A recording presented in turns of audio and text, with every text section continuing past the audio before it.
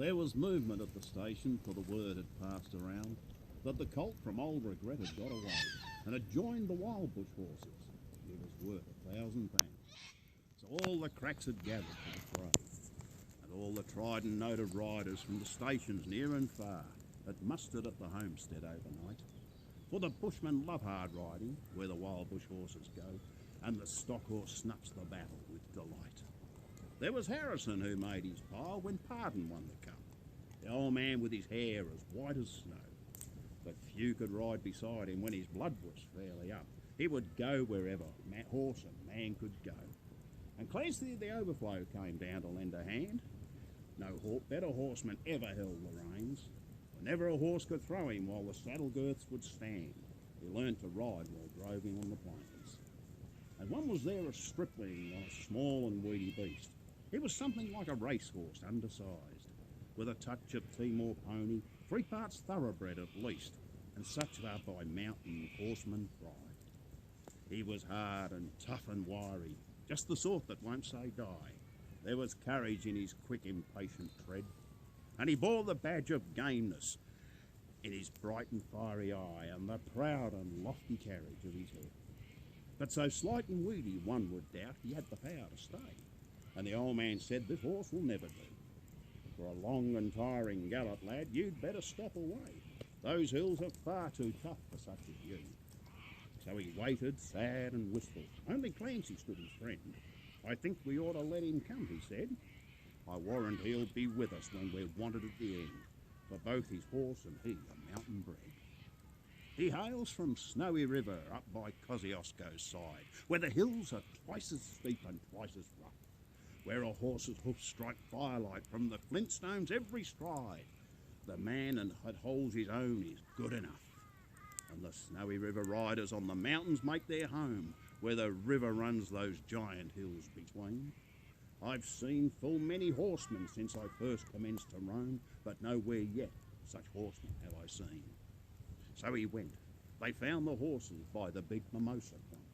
They raced away towards the mountain's brow, and the old man gave his orders, "Boys, go them at the jump. No use to try for fancy riding now. And Clancy, you must wheel them. Try and wheel them to the right. Ride boldly, lad, and never fear the spills. For never yet was rider that could keep the mob in sight, if once they gained the shelter of those hills." So Clancy rode to wheel them. He was racing on the wing, where the best and boldest riders take their place. And he raced his stock horse past them, and he made the rangers ring with the stock whip as he met them face to face. Then they halted for a moment while he swung the dreaded lash, but they saw their well-loved mountain full in view, and they charged beneath the stock whip with a sharp and sudden dash, and off into the mountain scrub they flew. Then fast the horsemen followed, where the gorges, deep and black, resounded to the thunder of their tread, and the stock whips woke the echoes with their fiercely answered back from cliffs and crags that beetled overhead. And upward, ever upward, the wild horses held their sway, where Mountain Ash and Currajong grew wide, and the old man muttered fiercely, "We may bid the mob good day. No man can hold them down the other side." When they'd reached the mountain's summit, even Clancy took a pull. It well might make the boldest hold their breath. The wild hop scrub grew thickly, and the hidden ground was full of wombat holes, and any slip was death. But the man from Snowy River, he let the pony have his head, and he swung his stock whip round and gave a cheer, and he raced them down the mountain like a torrent down its bed, while the others stood and watched in very fear. He sent the flintstones flying, but the pony kept his feet. He cleared the fallen timbers in his stride, and the man from Snowy River never shifted in his seat. It was grand to see that mountain horseman ride.